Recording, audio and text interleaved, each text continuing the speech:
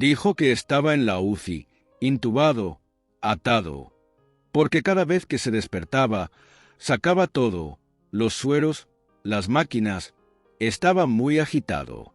Luego, le ataron las manos y los pies para que se calmara, y mientras estaba allí, la gente a su alrededor comentaba que no iba a sobrevivir, que si la saturación bajaba de 70, no pasaría de ese día. Pero incluso en medio de todo esto, Dios tenía otros planes. Yo estaba allí, medio consciente, medio inconsciente.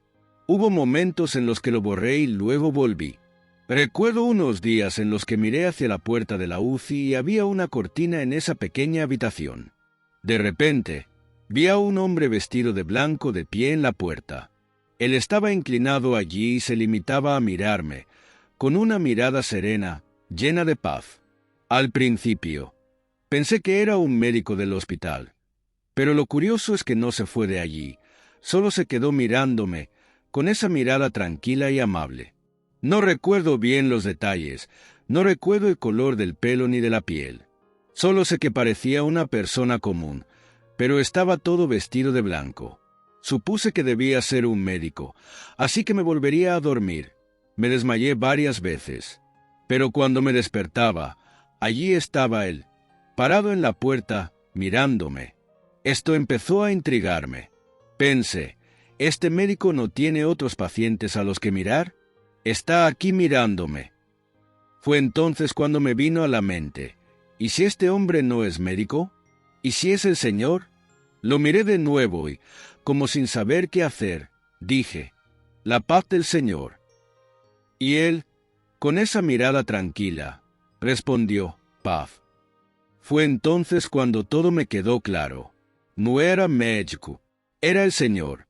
En ese momento, la gente a mi alrededor seguía diciendo que iba a morir. Decían que no sobreviviría, que en el siguiente turno ya no estaría allí. Y entonces, el miedo se apoderó de mí. Sentí esa profunda angustia, porque me di cuenta de que, en efecto, mi momento podría estar llegando. Fue en ese momento que me miró y me dijo, «Vamos a dar un paseo».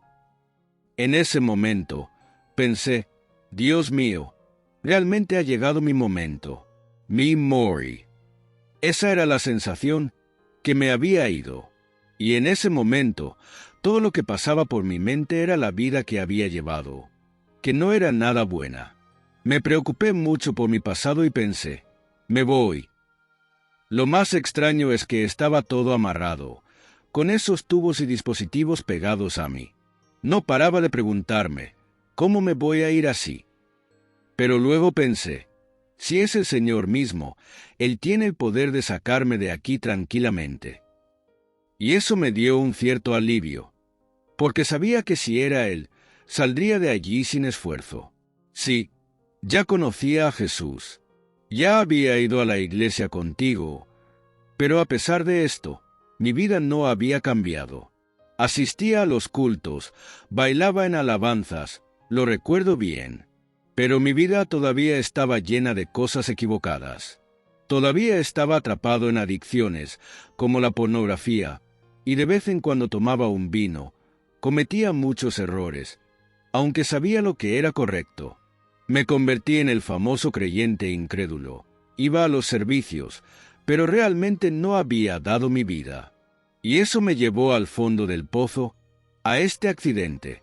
Cuando me encontré cara a cara con Jesús, lo que se apoderó de mi corazón fue el miedo, porque sabía que si moría en ese momento, el destino sería un infierno. Ahora, lo que tengo que decirles a ustedes, especialmente a aquellos que están viviendo como yo lo hice, es esto: arreglen su vida con Dios. Si eres como yo, un creyente incrédulo que solo aparece en la iglesia pero aún así lleva una doble vida, es hora de un cambio. No se puede seguir con un pie en la iglesia y el otro en el mundo.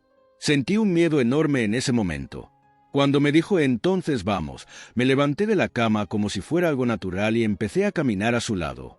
Fue extraño, porque de repente me encontré fuera de mi cuerpo. Era como si estuviera viendo una de esas películas en las que la persona abandona el cuerpo y sigue todo desde fuera. Allí estaba yo, caminando, y él estaba a mi lado, en silencio. Caminamos, caminamos, y parecía que nunca íbamos a llegar. Subimos y bajamos colinas, un viaje que parecía interminable. No dijo una palabra, y yo tampoco cuestioné nada.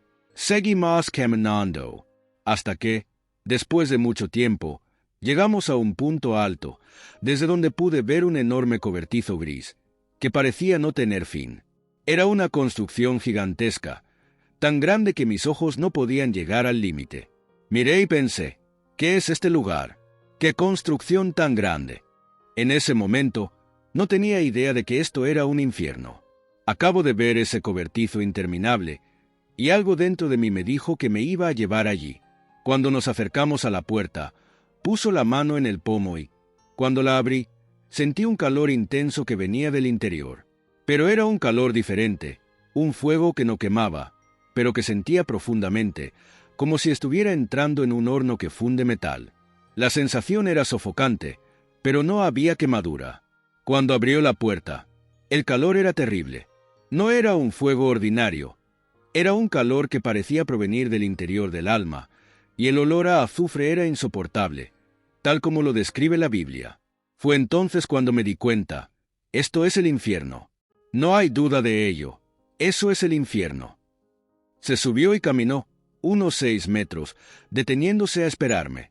Todavía estaba allí, en la entrada, y fue entonces cuando vi a un hombre agachado, en cuclillas, con la cabeza gacha, como si estuviera esperando su turno para entrar.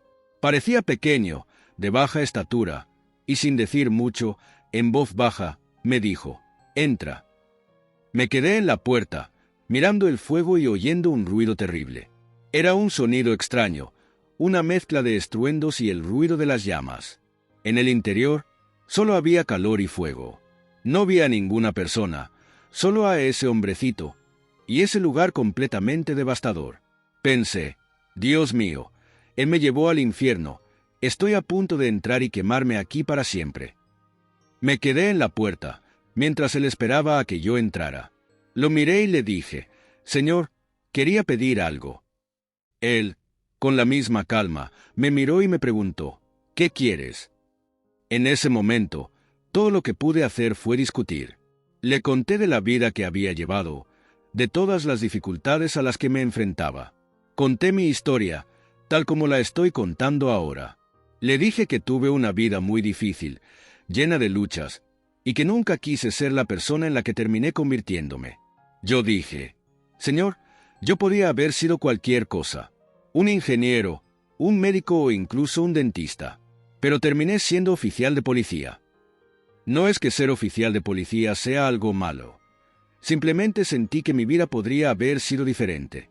En ese momento, estaba buscando una justificación, tratando de argumentar por qué mi vida fue como estaba, como si pudiera sacarme de esa situación. No quería aceptar el final que parecía inminente. Le dije, ser policía es como estar en medio de la basura de la sociedad. No digo que la gente sea basura, pero lo que quiero decir es que, en una comisaría, solo llegan las cosas malas. Asesinatos, malversadores, ladrones, asesinos, todo esto pasa por allí. Cualquiera que sea policía sabe que nada bueno llega a una comisaría.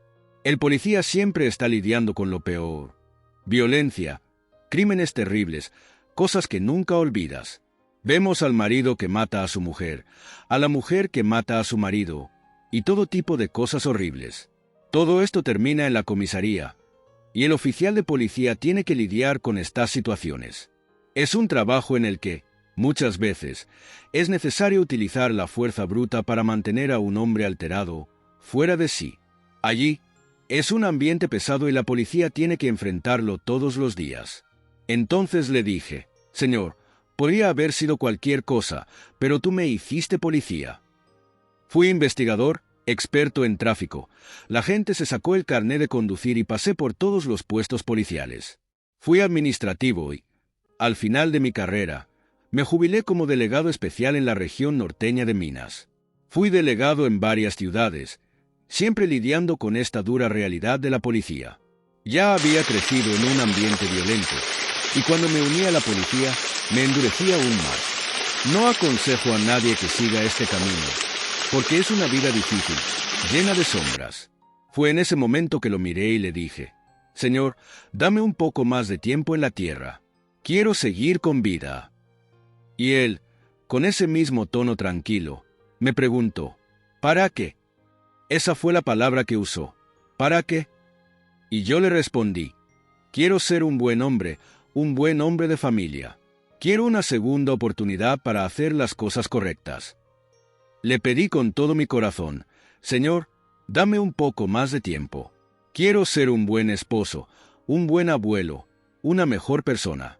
Solo quiero tener la oportunidad de convertirme en alguien bueno. Escuchó todo lo que dije, se quedó allí mirándome, tranquilo como siempre. Después de un rato, simplemente dijo, lo pensaré. Eso fue todo. Me miró y me dijo, lo pensaré. En el momento en que dijo eso, me desperté. Me desperté con una claridad pasmosa, como si esa pesadilla hubiera terminado de repente. Recuerdo que estaba empapado en sudor, completamente mojado. Mi ropa, las sábanas, todo. Las enfermeras y mi madre, que estaba a mi lado, me dijeron que podía animar con tanto sudor. Cuando abrí los ojos, mi esposa, Rose, estaba a mi lado, pasando su mano por mi cabeza, tratando de calmarme.